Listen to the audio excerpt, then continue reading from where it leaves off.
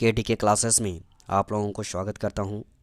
तो चलिए दोस्तों, आज हम लोग जानेंगे राष्ट्रपति से संबंधित महत्वपूर्ण प्रश्न।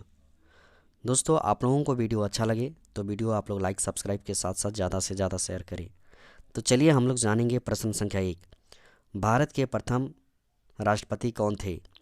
आपका ऑप्शन ए है अब्दुल कलाम आज़ाद, ऑप्शन बी है doctor Rajendra Prasad, option C है जाकिर हुसैन, ऑप्शन डी है लाल बहादुर शास्त्री। आपका सही आंसर होगा option B, doctor Rajendra Prasad. Doctor Rajendra Prasad से महत्वपूर्ण चीज़ों के बारे में हम जानेंगे, आप लोग नोट्स बनाएंगे। डॉक्टर राजेंद्र प्रसाद को संविधान सभा का अस्थायी अध्यक्ष चुना गया था और नियम समिति, वित्त समिति और संचालन समिति के अध्यक्ष डॉक्टर राजेंद्र प्रसाद ही थे। तो आप लोग सभी नोट्स बनाएंगे, ये किसी न किसी प्रतियोगी परीक्षाओं में पूछा गया है। फिर हम लोग जानेंगे दोस्तों प्रश्न संख्या 2। प्रश्न संख्या 2 आप लोग देख रहे हैं, भारत के प्रथम महिला राष्ट्रपति कौन थी? आपका ऑप्शन ए है सुषमा स्वराज, ऑप्शन बी है इंदिरा गांधी, ऑप्शन सी है प्रतिभा पाटिल, ऑप्शन डी है स्मृति ईरानी। आपका सही आंसर होगा ऑप्शन सी, प्रतिभा पाटिल। और ऐसे प्रश्न पूछ देंगे कि भारत की द्वितीय महिला राष्ट्रपति कौन थी, तो आप लोग हमारे कमेंट बॉक्स में लिख के बताएंगे। ठीक है, ये आप लोगों के लिए छोड़ दे रहा हूँ। तो प्रथम महिला राष्ट्रपति कौन थी? तो ऑप्शन सी, प्रतिभा पाटिल। फिर हम लोग जानेंगे दोस्तों प्रश्न संख्या 3। प्रश्न संख्या 3 आप लोग देख रहे हैं, भारत में राष्ट्रपति बनने के लिए कम से कम कितनी आयु होनी चाहिए? आपका ऑप्शन ए है 20 साल, ऑप्शन बी है 25 साल, ऑप्शन सी है 30 साल, ऑप्शन डी है 35 साल। आपका सही आंसर होगा ऑप्शन डी, 35 साल। फिर जानेंगे दोस्तों हम लोग प्रश्न संख्या 4। प्रश्न संख्या 4 आप लोग देख रहे हैं, भारत के राष्ट्रपति की एक महीने की सैलरी कितनी होती है? आपका ऑप्शन ए है 2 लाख, ऑप्शन बी है 3 लाख, ऑप्शन सी है 4 लाख, ऑप्शन डी है 5 लाख। आपका सही आंसर होगा ऑप्शन डी, 5 लाख। फिर हम लोग जानेंगे दोस्तों प्रश्न संख्या 5। प्रश्न संख्या 5 आप लोग देख रहे हैं, भारत में कार्यपालिका का अध्यक्ष कौन होता है? आपका ऑप्शन ए है प्रधानमंत्री, ऑप्शन बी राष्ट्रपति, ऑप्शन सी उपराष्ट्रपति, ऑप्शन डी भारत सरकार का मुख्य सचिव। आपका सही आंसर होगा ऑप्शन बी, राष्ट्रपति। फिर हम लोग जानेंगे दोस्तों प्रश्न संख्या 6। प्रश्न संख्या 6 आप लोग देख रहे हैं, संघ की कार्यपालिका शक्ति निहित है। आपका ऑप्शन ए है प्रधानमंत्री में, ऑप्शन बी राष्ट्रपति में, ऑप्शन सी मंत्रिपरिषद में, ऑप्शन डी संसद में। आपका सही आंसर होगा ऑप्शन बी, राष्ट्रपति में। फिर हम लोग जानेंगे प्रश्न संख्या 7। प्रश्न संख्या 7 आप लोग देख रहे हैं, भारत का राष्ट्रपति ऑप्शन ए राज्य का प्रधान है, ऑप्शन बी राज्य का प्रधान नहीं है, ऑप्शन सी केवल सरकार का प्रधान है, ऑप्शन डी राज्य और सरकार दोनों का प्रधान है। आपका सही आंसर होगा ऑप्शन ए, राज्य का प्रधान है। फिर हम लोग जानेंगे दोस्तों प्रश्न संख्या 8। प्रश्न संख्या 8 आप लोग देख रहे हैं, प्रश्न संख्या 8, भारतीय संविधान के अनुसार देश का प्रमुख नागरिक कौन होता है? आपका ऑप्शन ए है राष्ट्रपति, ऑप्शन बी लोकसभा अध्यक्ष, ऑप्शन सी उपराष्ट्रपति, ऑप्शन डी प्रधानमंत्री। आपका सही आंसर होगा ऑप्शन ए, राष्ट्रपति। आप लोग बताएंगे कि वर्तमान में हमारे भारत के राष्ट्रपति कौन हैं। आप हमारे कमेंट बॉक्स में लिखेंगे और बताएंगे, ये आप लोगों के लिए छोड़ दे रहा हूँ। फिर हम लोग जानेंगे दोस्तों प्रश्न संख्या 9 जानेंगे, भारतीय संविधान के अनुसार देश के तीनों सेनाओं का सुप्रीम कमांडर कौन होता है? आपका ऑप्शन ए है उपराष्ट्रपति, ऑप्शन बी है थल सेना अध्यक्ष, ऑप्शन सी है राष्ट्रपति, ऑप्शन डी है फील्ड मार्शल। आपका सही आंसर होगा ऑप्शन सी, राष्ट्रपति। फिर हम लोग जानेंगे दोस्तों प्रश्न संख्या 10। प्रश्न संख्या 10 आप लोग देख रहे हैं। भारत का राष्ट्रपति होता है। आपका ऑप्शन ए है भारत का वास्तविक शासक, ऑप्शन बी है राज्य का संवैधानिक अध्यक्ष, ऑप्शन डी है राज्य और सरकार अध्यक्ष, ऑप्शन डी है बहुमत दल का नेता। तो आपका सही आंसर होगा ऑप्शन बी, राज्य का संवैधानिक अध्यक्ष होता है राष्ट्रपति।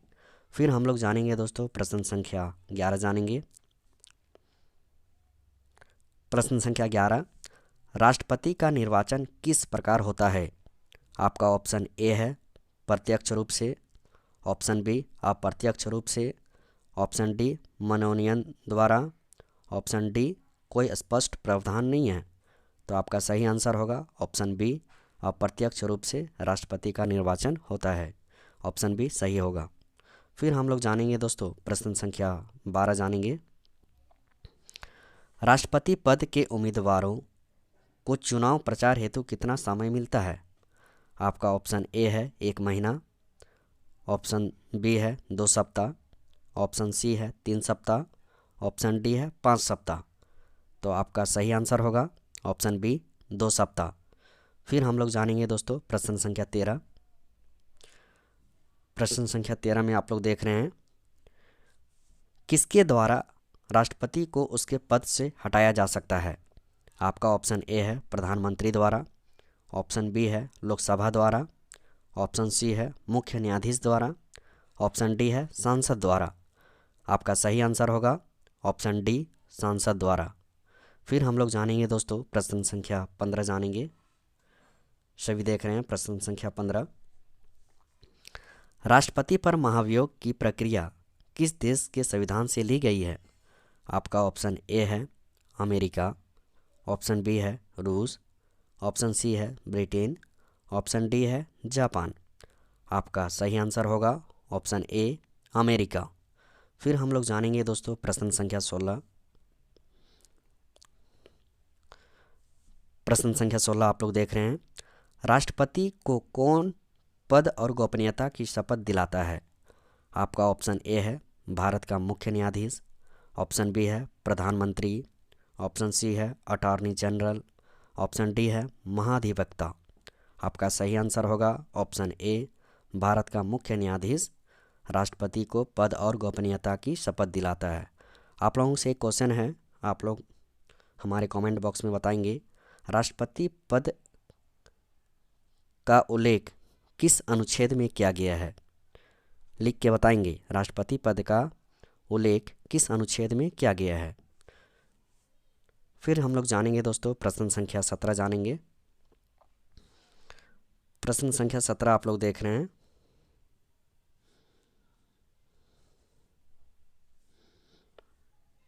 प्रश्न संख्या 17, राष्ट्रपति संविधान के किस अनुच्छेद के तहत भारत के मुख्य न्यायाधीश के समक्ष शपथ ग्रहण करता है?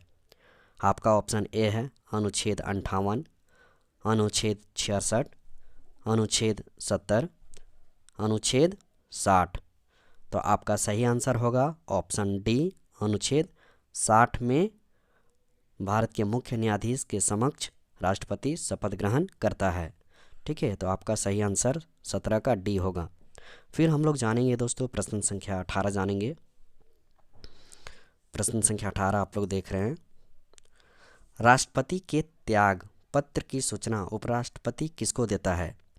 आपका ऑप्शन ए है प्रधानमंत्री को, ऑप्शन बी है मुख्य न्यायाधीश को, ऑप्शन सी है लोकसभा अध्यक्ष को, ऑप्शन डी है राज्यसभा का वरिष्ठतम सदस्य को।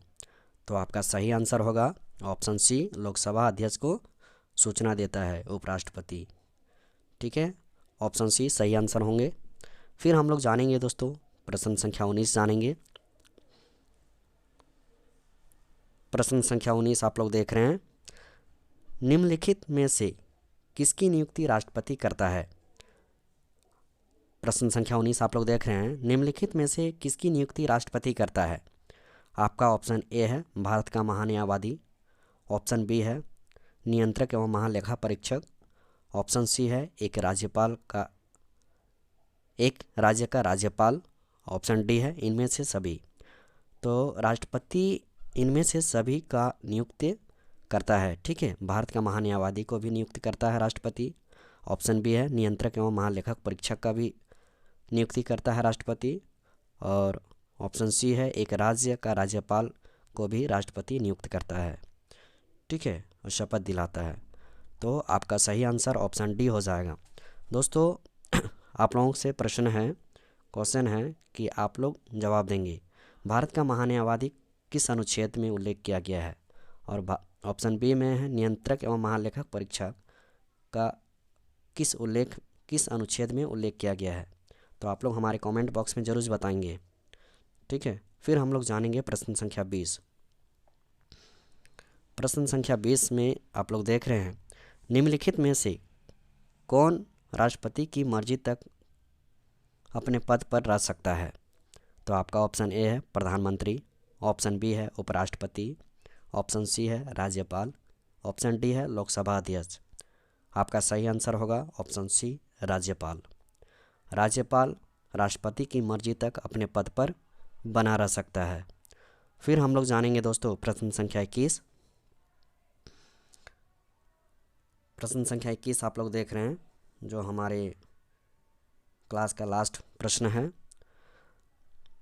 भारतीय संविधान का कौन सा अनुच्छेद राष्ट्रपति को न्यायालय से परामर्श करने की शक्ति प्रदान करता है। तो आपका सही आंसर होगा ऑप्शन सी अनुच्छेद 143। ठीक है, प्रश्न संख्या 21 आप लोग देख रहे हैं भारतीय संविधान का कौन सा अनुच्छेद राष्ट्रपति को न्यायालय से परामर्श करने की शक्ति प्रदान करता है ना। तो आपका सही आंसर होगा ऑप्शन सी अनुच्छेद 143। याद रखेंगे, काफ़ी महत्वपूर्ण है। और वीडियो अच्छा लगे तो आप लोग वीडियो लाइक, सब्सक्राइब और शेयर करना ना भूलें। Thanks for watching.